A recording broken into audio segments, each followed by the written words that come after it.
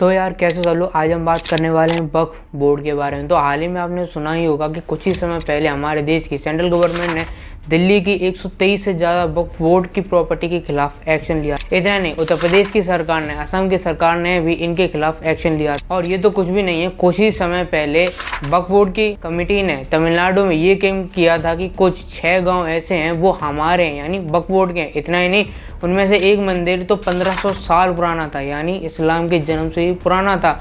और वक्फ बोर्ड ने ये कह दिया कि ये ही एक वक्फ प्रॉपर्टी। और आखिर ये ऐसा कौन सा लॉ है जिसमें कोई भी इंसान किसी भी प्रॉपर्टी को देखकर उसे अपना बना सकता है और इसके खिलाफ कोई भी जाके आवाज तक नहीं उठा सकता। पर आखिर ये सब हो क्यों रहा है और क्या हमारे देश में वक्फ बोर्ड के नाम पे कोई सोची समझी साजिश चल रही है? तो आइए जानते हैं। तो और शुरुआत से ही बात करें तो ये बात है 1955 की, जब वक्फ बोर्ड का हमारे देश में लेकर आया गया था। देखिए उससे कुछ साल पहले यानी 1947 में हमारा देश आज़ाद हुआ था और उसी समय पे हमारे देश का विभाजन भी हुआ था। उसी समय पे काफ़ी ज़्यादा मुसलमान हमारे देश को छोड़ के पाकिस्तान में चले गए। पाकिस्तान में कुछ हिंदू थे वो भारत में आके रहने लगे। अब जो कुछ भी मुसलमान भारत को छोड़ के पाकिस्तान चले गए उनकी प्रॉपर्टी को संभाल के भारत में रखा गया, और जो कुछ हिंदू पाकिस्तान को छोड़ के भारत में आ रहे थे उनकी प्रॉपर्टी को यहाँ से गए हुए मुसलमानों को दे दी गई। पर वहीं पे हमारे देश की जो मुसलमानों की प्रॉपर्टी थी उसको किसी और को नहीं दी गई, उसको दे दी गई वक्फ बोर्ड को। जितनी भी जमीनें जो बची हुई है मुसलमानों की वो वक्फ बोर्ड की हो जाएंगी, और इसी टाइम पर वक्फ बोर्ड बनाया गया। और इसको अब ये सब चीजें तो नॉर्मल थी, इसके खिलाफ आवाज भी उठाई जा सकती थी और ये जो हो रहा था वो प्रॉपर मैनर में हो रहा था। पर उसी टाइम पे आता है वक्फ बोर्ड का नया एक्ट, यानी वक्फ एक्ट 1995।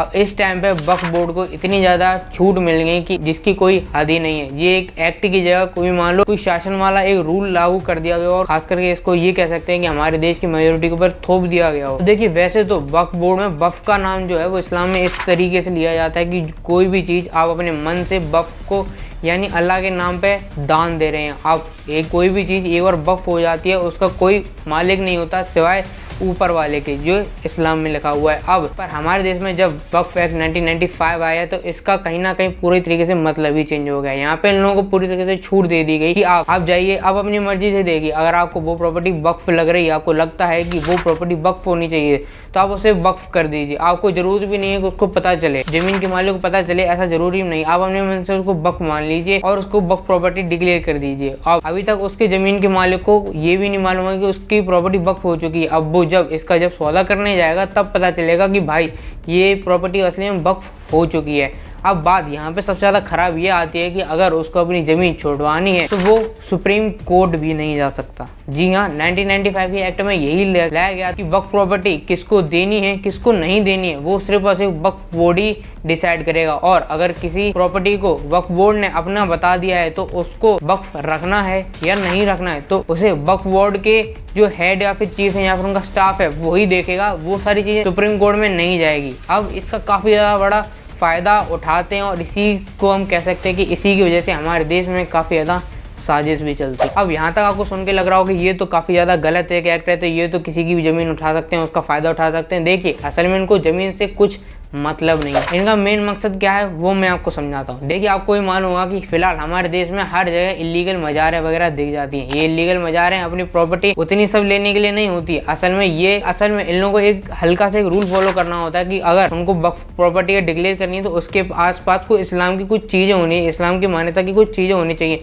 इसीलिए वो सबसे पहले इलीगली कई मज़ार वगैरह बनवा देते हैं, इसके बाद वो आसपास के एरिया को भी वक्फ प्रॉपर्टी डिक्लेयर कर देते हैं। अब बात ये है कि उनको प्रॉपर्टी से कुछ भी लेना देना नहीं, असली बात इससे कुछ ऊपर की है। अब असल में ये लोग करते हैं, जब जमीन के मालिक को अपनी जमीनें बेचनी होती हैं तो उसको पता चलता है कि वो वक्फ की है।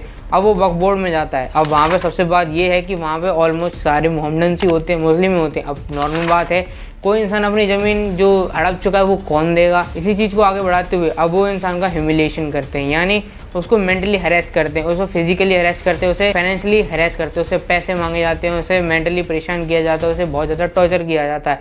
इतना ही नहीं, उसे फोर्स भी किया जाता है। फोर्स किस चीज़ के लिए? कन्वर्जन के लिए। जी हाँ, उसे फोर्स किया जाता है कि वो अपना रिलीजन कन्वर्ट कर ले और वो इस्लामिक कम्युनिटी में आ जाए। जी हाँ, इसी का कुछ कारण है कि जिसकी वजह से ये लोगों का धर्मांतरण करवाते हैं, उनका धर्म चेंज करवा के उन्हें मुस्लिम बनवाते हैं जानबूझ के।